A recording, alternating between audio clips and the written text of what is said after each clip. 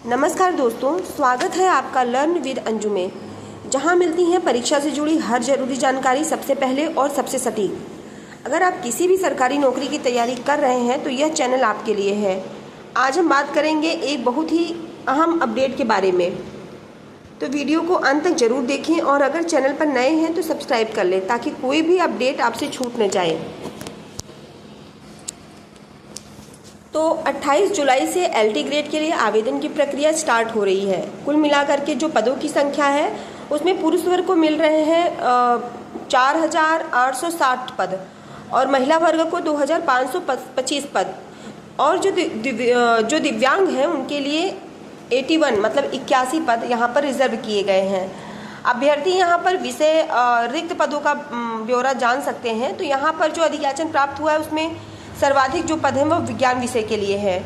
अगर महिला और पुरुष दोनों को जोड़ा जाए तो विज्ञान की पदों की संख्या 1,337 है।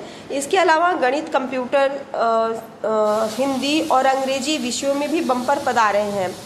कृषि विषय में सिर्फ 14 पद हैं और इसमें पुरुष वर्ग में ही भर्ती होने वाली है। इससे पहले 15 मार्च 2018 को 10,768 पदों पर भर्ती के लिए आवेदन किए गए थे। तो यहाँ पर देखते हैं कि कुल कितने पद हैं, यानी कि विषयवार पदों की संख्या क्या है। तो सबसे पहले देखते हैं यहाँ पर विषय रिक्त पदों की संख्या। हिंदी में देखते हैं तो हिंदी में कुल मिलाकर के जो पद हैं यह है 687 पद और पुरुषों के लिए हिंदी में 568 पद हैं।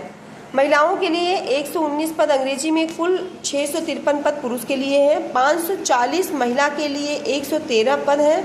इसके बाद सामाजिक विज्ञान में कुल 701 पद हैं, पुरुष के लिए 561, महिलाओं के लिए 140 पद। जीव विज्ञान में कुल 214 पद हैं, 185 पद। 9 विज्ञान में 1,337 पद हैं, जिसमें पुरुषों के लिए 764, महिलाओं के लिए 537 पद हैं, 573 पद हैं। गणित के लिए कुल 1,093 पद हैं। तो गणित के लिए भी पदों की संख्या काफ़ी अच्छी खासी है, जिसमें पुरुषों के लिए कुल 556 पद हैं, महिलाओं के लिए 537 पद हैं। उर्दू में केवल 120 पद हैं, 18 पद महिलाओं के लिए, 102 पद पुरुषों को। कंप्यूटर में कुल 1,056 पद हैं, 455 पद यहाँ पर पुरुषों के लिए हैं, महिलाओं के लिए 601 पद हैं। पुरुष 601, महिला 455। संस्कृत में कुल 182 पद, 90 पुरुष, महिला 92। इस बार संस्कृत में जो महिला के लिए पद है वह ज़्यादा है, पुरुषों से 578 पद है। कला में और पुरुषों के लिए है 383 पद, महिलाओं के लिए 195 पद। संगीत में 13, वाणिज्य में कुल 58 पद, 35 पद आपके जो हो रहे हैं मतलब 23 जो है वो फीमेल के लिए हैं और 558 पद हैं। शारीरिक शिक्षा में 203 पद पुरुषों के लिए, 55 पद महिलाओं के लिए। गृह विज्ञान में पदों की संख्या कुल है 369 पद, 369। 206 पद पुरुषों के लिए, महिलाओं के लिए 163 पद हैं, 14 पद हैं कृषि के लिए।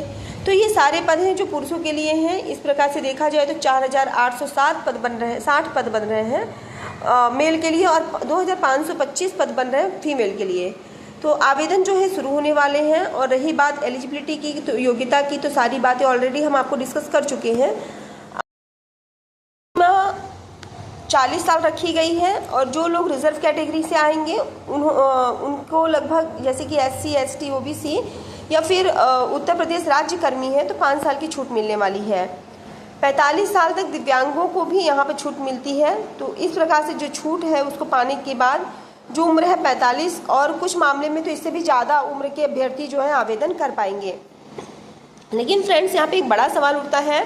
पहली बात तो यह है क्योंकि ये भर्ती जो है 2018 के बाद आ रही है, तो 2018 के बाद अब तक जितने भी अभ्यर्थी ओवर एज हुए हैं, क्या उनके मुद्दे पर विचार किया गया? ओवर एज वालों के लिए कोई प्रावधान इसमें होगा? तो फिलहाल अभी तक तो कोई संकेत नहीं मिल रहे हैं कि ओवर एज को कोई छूट मिलेगी। दूसरी बात यह है कि अभी तक जो भी प्री और मेंस का सिलेबस क्या रहेगा यह क्लियर नहीं हुआ है। फिलहाल 28 तारीख को प्री मेंस का जो सिलेबस है वो क्लियर हो जाएगा कि प्री की परीक्षा में क्या होगा, मेंस में क्या होगा। हालांकि GS और सब्जेक्ट दोनों आपको पढ़ना चाहिए क्योंकि दोनों से संबंधित प्रश्न जो हैं प्री में भी रहेंगे और मेंस में भी रहेंगे। अगर हम बात करें GSC प्रवक्ता के बारे में, तो GSC प्रवक्ता का सिलेबस है मेंस का, वो पूरी तरह से डिस्क्रिप्टिव हो, परंपरागत है उसमें, और उसमें आपको यह भी पता है कि हिंदी व्याकरण, हिंदी निबंध के भी प्रश्न पूछे जाते हैं। फिलहाल थोड़ा सा वेट, और आज आपकी 25 जुलाई है और 28 जुलाई को आपको सब कुछ क्लियर हो जाएगा।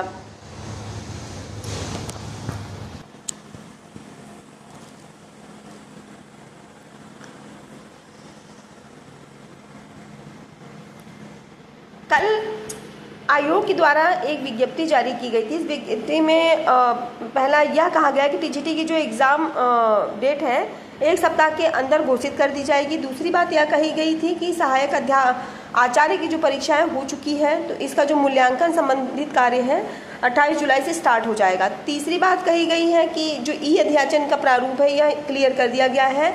इसको आज यानी कि 25 जुलाई को जो बैठक होने वाली है 11 बजे से, उसमें इसे क्लियर कर दिया जाएगा।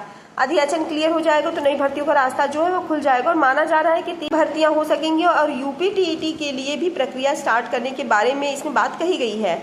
एग्जैक्टली देखा जाए तो उत्तर प्रदेश शिक्षक पात्रता परीक्षा की प्रक्रिया शुरू होने के बाद जो इसमें कही गई है, तो इससे पहले 2021 में यूपी टीईटी का आयोजन 23 जनवरी 2022 को किया गया था। 4 साल बाद यह परीक्षा होने जा रही है। उप सचिव शिवजी मालवी के अनुसार बैठक में तय हुआ कि टीजीटी परीक्षा की नई तारीख 1 सप्ताह के भीतर होगी, और अध्याचन का प्रारूप भी तैयार हो गया है, जिस पर आज यानी कि शुक्रवार को अंतिम मुहर लगा दी जाएगी। और विज्ञापन संख्या 51 है, तो उसके लिए जो मूल्यांकन कार्य वह शुरू हो जाएंगे आपके 28 जुलाई से। रास्ता साफ हुआ है। टीजीटी पीजीटी पदों के अध्याचन प्रारूप को मिला अंतिम स्वरूप। आज ये फाइनल हो जाएगा। टीजीटी 2022 की परीक्षा तिथि अगले सप्ताह डिक्लेयर की जाएगी, और शिक्षा सेवा चयन आयोग शुरू करेगा शिक्षक पात्रता परीक्षा। तो यानी कि यूपी टीईटी से संबंधित जो निर्णय है वो भी ले लिए जाएंगे। तो इस प्रकार से बहुत ही जल्द आपको शिक्षा आयोग पटरी पाता हुआ दिख रहा है। अगर हम बात करें तो यहाँ पर आपको पता है कि न कि आयोग को, लेकिन जो नकारात्मकता का वातावरण बना हुआ था उसे दूर करने के बारे में इस नोटिस से प्रयास किया गया है। इस बैठक में प्रयास किया गया है कि आयोग के बारे में जो कुछ भी चीज़ें चल रही हैं उसमें थोड़ी सी पॉजिटिविटी लाई जाए। छात्रों के निशाने पे चल रहे आयोग ने चुप्पी तोड़ी है और ये नोटिस जारी की है। ये आज की अपडेट जो कि आज के न्यूज़पेपर्स में थी। वीडियो सुनने के लिए thank you. Have a great day. Please do like and share.